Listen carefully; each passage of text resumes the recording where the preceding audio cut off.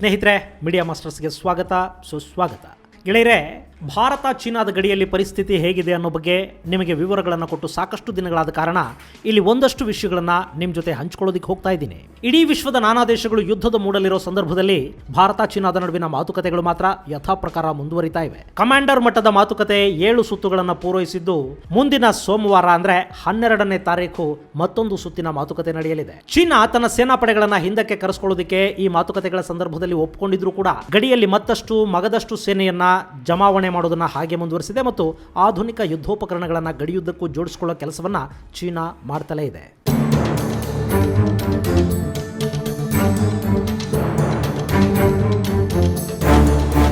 ಮೊನ್ನೆ ತಾನೇ ವಿಶ್ವಸಂಸ್ಥೆಯಲ್ಲಿ ಮಾತಾಡಿದ್ದ ಚೀನಾದ ಅಧ್ಯಕ್ಷ ಕ್ಸಿ ಜಿನ್ಪಿಂಗ್ ಯಾವುದೇ ದೇಶದೊಂದಿಗೆ ಯುದ್ಧ ಮಾಡುವ ಮನಸ್ಥಿತಿ ನಮ್ಮದಲ್ಲ, ಶೀತಲ ಸಮರ ಆಗಲಿ ಯುದ್ಧ ಆಗಲಿ ನಮ್ಮ ಆದ್ಯತೆ ಅಲ್ಲ, ನಾವು ವಿಸ್ತರಣಾಕಾಂಕ್ಷಿಗಳು ಅಲ್ಲ ಅಂತ ಹೇಳ್ತಲೇ ತಮ್ಮ ಗಡಿಯುದ್ದಕ್ಕೂ ಸೇನೆಯ ನಿಯೋಜನೆಯನ್ನ ಹೆಚ್ಚು ಮಾಡ್ತಾ ಹೋಗಿದ್ದಾರೆ. ಈಗಾಗಲೇ ಚೀನಾ ಭಾರತದ ಗಡಿಯುದ್ದಕ್ಕೂ ಸುಮಾರು 25,000ಕ್ಕೂ ಅಧಿಕ ಸೈನಿಕರನ್ನ ನಿಯೋಜನೆ ಮಾಡಿದೆ. ಲದಾಖ್ ಗಡಿಯಲ್ಲಿ ಆಧುನಿಕ ಶಸ್ತ್ರಾಸ್ತ್ರಗಳನ್ನ ಏರ್ ಡ್ರಾಪ್ ಮಾಡುವ ಮೂಲಕ ತಾನು ಹೇಳೋ ಮಾತು ಬೇರೆ ಕೃತಿ ಬೇರೆ ಅನ್ನೋದನ್ನ ಚೀನಾ ಮತ್ತೆ ಸಾಬೀತು ಮಾಡಿದೆ. ಮೊನ್ನೆ ಚೀನಾ ವಾಯುಪಡೆಯ Y-20 ಏರ್ಕ್ರಾಫ್ಟ್ ಗಡಿಯಲ್ಲಿ ಸಾಕಷ್ಟು ಸೇನಾ ವಾಹನಗಳನ್ನು, ಪ್ಯಾರಾಟ್ರೂಪರ್ ವಾಹನಗಳು ಹಾಗೂ ಆರ್ಮ್ಡ್ ವೆಹಿಕಲ್ಗಳನ್ನು ತಂದಿಳಿಸಿದೆ. ಇದರ ಜೊತೆಗೆ 107mm ಬ್ಯಾರಲ್ನ ಮಲ್ಟಿ ರಾಕೆಟ್ ಲಾಂಚರ್ಗಳನ್ನು ಕೂಡ ಗಡಿಗೆ ತಂದಿಳಿಸಿಕೊಂಡಿದೆ ಚೀನಾ. ಈ 107mm ಮಲ್ಟಿ ರಾಕೆಟ್ ಲಾಂಚರ್ಗಳು ಲೈಟ್ ವೆಯ್ಟ್ ಲಾಂಚರ್ಗಳಾಗಿದ್ದು ಎಲ್ಲಿಗೆ ಬೇಕಿದ್ರೂ ಸುಲಭವಾಗಿ ಸಾಗಿಸೋದಕ್ಕೆ ಸಹಕಾರಿಯಾಗಿವೆ ಮತ್ತು ಕನಿಷ್ಠ 8 ಕಿಲೋಮೀಟರ್ ದೂರದ ಗುರಿಯನ್ನು ಉಡಿಸ್ ಮಾಡಬಲ್ಲ ತಾಕತ್ತು ಇವಕ್ಕಿದೆ ಅಂತ ಚೀನಾ ಸೇನೆ ಹೇಳಿಕೊಂಡಿದೆ. ಇನ್ನು ಸಾಮಾನ್ಯವಾಗಿ ಎತ್ತರದ ಪ್ರದೇಶಗಳಲ್ಲಿ, ಹಿಮ ಪರ್ವತಗಳಲ್ಲಿ ಏರ್ ಡ್ರಾಪ್ ಅನ್ನೋದು ತುಂಬಾನೇ ಸಾಹಸದ ಕೆಲಸ. ವಸ್ತುಗಳನ್ನು ಡ್ರಾಪ್ ಮಾಡುವಾಗ ಅದು ನಿಗದಿತ ಪ್ರದೇಶದಲ್ಲದೆ ಬೇರೆಲ್ಲೋ ಬೀಳುವ ಸಾಧ್ಯತೆ ಕೂಡ ಇರುತ್ತೆ. ಆದರೆ ನಾವು ನಿಖರವಾಗಿ ಆಯುಧಗಳನ್ನು ಗಡಿಯಲ್ಲಿ ಡ್ರಾಪ್ ಮಾಡೋ ಮೂಲಕ ನಮ್ಮ ವಾಯುಪಡೆಯ ಸಾಮರ್ಥ್ಯವನ್ನು ಪರೀಕ್ಷೆ ಮಾಡಿಕೊಂಡಿದ್ದೀವಿ ಅಂತ ಹೇಳ್ಕೊಂಡಿದೆ ಚೀನಾ.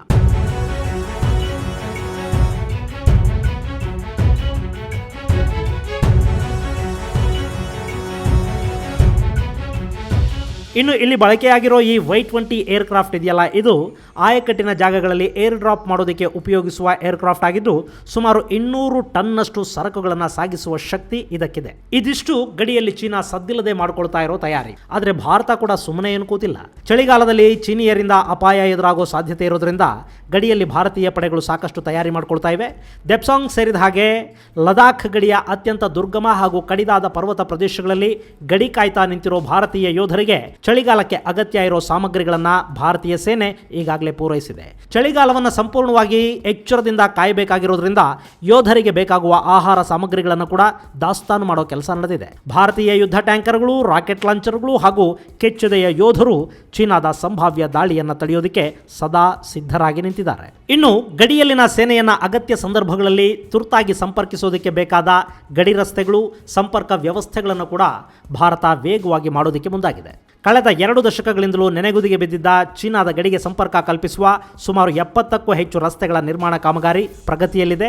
ಮನಾಲಿಯಿಂದ ಲದಾಖ್ಗೆ ಸಂಪರ್ಕ ಕಲ್ಪಿಸುವ ಅಟಲ್ ಟನಲ್ ಯೋಜನೆ ಪೂರ್ಣಗೊಂಡಿದ್ದು ಪ್ರಧಾನಿ ಮೋದಿ ಅದನ್ನು ಉದ್ಘಾಟನೆ ಕೂಡ ಮಾಡಿದ್ದಾರೆ. ಮನಾಲಿಯಿಂದ ಸುಮಾರು 25 ಕಿಲೋಮೀಟರ್ ದೂರದಿಂದ ಆರಂಭವಾಗುವ ಈ ಸುರಂಗ ಮಾರ್ಗ 9.2 ಕಿಲೋಮೀಟರ್ನಷ್ಟು ಉದ್ದ ಇದ್ದು ಇದು ವಿಶ್ವದ ಅತಿದೊಡ್ಡ ಹೆದ್ದಾರಿ ಸುರಂಗ ಮಾರ್ಗ ಅನ್ನೋ ಖ್ಯಾತಿಗೆ ಪಾತ್ರವಾಗಿದೆ.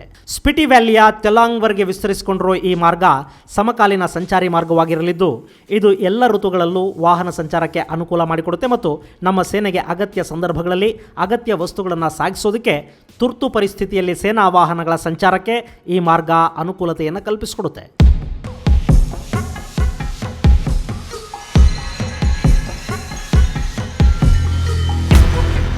ಈಗಾಗಲೇ ಈ ಟನಲ್ ಬಗ್ಗೆ ಸವಿಸ್ತಾರವಾಗಿ ನಿಮಗೆ ಹೇಳಿದ್ದು, ಅದಕ್ಕೆ ಸಂಬಂಧಪಟ್ಟ ವಿಡಿಯೋ ಲಿಂಕ್ ಅನ್ನ ಡಿಸ್ಕ್ರಿಪ್ಷನ್ ಬಾಕ್ಸ್ ಅಲ್ಲಿ ಕೊಡ್ತಾ ಇದ್ದೀನಿ, ನೀವು ಅದನ್ನು ಕೂಡ ನೋಡಬಹುದು. ಇನ್ನು ಭಾರತದ ಈ ಟನಲ್ ನಿರ್ಮಾಣ ಹಾಗೂ ಉದ್ಘಾಟನೆ ಚೀನಿಯರಿಗೆ ಎಷ್ಟು ಉರಿ ಉಂಟಾಗೋ ಹಾಗೆ ಮಾಡಿದೆ ಅಂದರೆ ಚೀನಾ ಸರ್ಕಾರದ ಮುಖವಾಣಿ ಗ್ಲೋಬಲ್ ಟೈಮ್ಸ್ ನಲ್ಲಿ ಈ ಬಗ್ಗೆ ಸಂಪಾದಕೀಯವನ್ನೇ ಬರೆಯಲಾಗಿದ್ದು, ಈ ರಸ್ತೆ ಹಾಗೂ ಟನಲ್ ಶಾಂತಿಯ ಸಂದರ್ಭದಲ್ಲಿ ಬಳಕೆಯಾಗತ್ತೆ ಹೊರತು ಇದು ಯುದ್ಧದ ಸಂದರ್ಭದಲ್ಲಿ ಸೈನಿಕರಿಗೆ ಅನುಕೂಲ ಮಾಡಿಕೊಡಲಾರದು, ಚೀನಾ ಸೇನೆ ಅದಕ್ಕೆ ಅವಕಾಶ ಮಾಡಿಕೊಡೋದಿಲ್ಲ ಅಂತ ಬಡಬಡಿಸುವ ಮೂಲಕ ಭಾರತಕ್ಕೆ ಧಮಕಿ ಕೊಡೋ ಪ್ರಯತ್ನ ಮಾಡಿದೆ ಚೀನಾ. ಇದೆಲ್ಲ ಒಂದು ಕಡೆ ಆದರೆ ಮತ್ತೊಂದು ಕಡೆ ಭಾರತ ರಾಜತಾಂತ್ರಿಕವಾಗಿ ಕೂಡ ಚೀನಾಗೆ ಪಾಠ ಕಲಿಸೋ ಪ್ರಯತ್ನಗಳನ್ನು ಎಲ್ಲ ರೀತಿಯಲ್ಲೂ ಮುಂದುವರಿಸಿದೆ.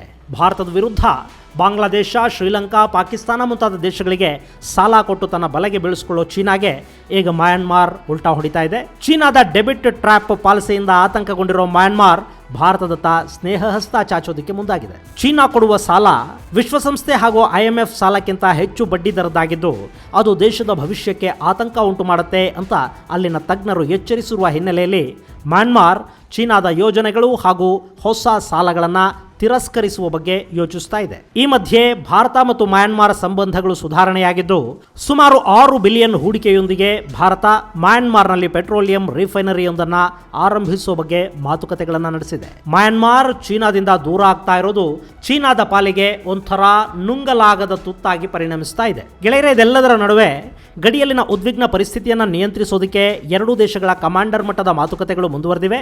ಇನ್ನು ನವೆಂಬರ್ 14ನೇ ತಾರೀಕು ಬ್ರಿಕ್ಸ್ ದೇಶಗಳ ಸಭೆ ಬೀಜಿಂಗ್ನಲ್ಲಿ ನಡೆಯಲಿದ್ದು ವಿಡಿಯೋ ಕಾನ್ಫರೆನ್ಸ್ ಮೂಲಕ ಸಭೆಯಲ್ಲಿ ಭಾಗವಹಿಸಲಿರುವ ಪ್ರಧಾನಿ ನರೇಂದ್ರ ಮೋದಿ ಚೀನಾದ ಅಧ್ಯಕ್ಷ ಕ್ಸಿ ಜಿನ್ಪಿಂಗ್ ಜೊತೆ ಗಡಿ ಉದ್ವಿಗ್ನತೆಯ ಬಗ್ಗೆ ಮಾತುಕತೆ ನಡೆಸುವ ಸಾಧ್ಯತೆಗಳು ಇವೆ. ಇಲ್ಲಿ ಭಾರತವಾಗಲಿ ಚೀನಾ ಆಗಲಿ ಯುದ್ಧ ಮಾಡಿಕೊಳ್ಳೋ ಮೂಡಲ್ಲಿ ಖಂಡಿತ ಇಲ್ಲ. ಹೀಗಾಗಿ ಬ್ರಿಕ್ಸ್ ಸಮ್ಮೇಳನದಲ್ಲಿ ನಡೆಯಲಿರುವ ಸಂಭಾವ್ಯ ಮಾತುಕತೆ ಗಡಿಯ ಉದ್ವಿಗ್ನತೆಗೆ ತಾತ್ಕಾಲಿಕ ವಿರಾಮವನ್ನು ಹಾಕೋ ಸಾಧ್ಯತೆಗಳನ್ನು ಎರಡೂ ದೇಶಗಳ ರಕ್ಷಣಾ ತಜ್ಞರು ನಿರೀಕ್ಷೆ ಮಾಡ್ತಾ ಇದ್ದಾರೆ. ಅಲ್ಲಿ ಮುಂದೇನಾಗುತ್ತೆ ಅನ್ನೋದನ್ನ ನಾವು ಕಾದು ನೋಡಬೇಕು.